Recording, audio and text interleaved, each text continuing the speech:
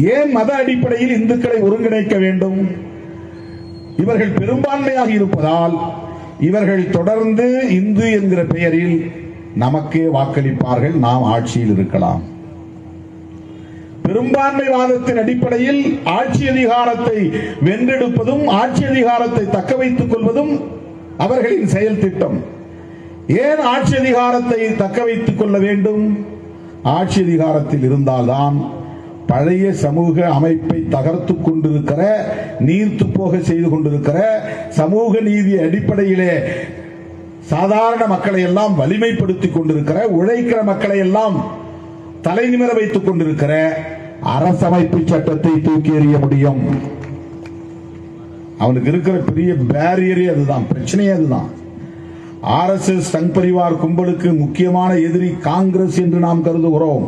அது electoral opponent.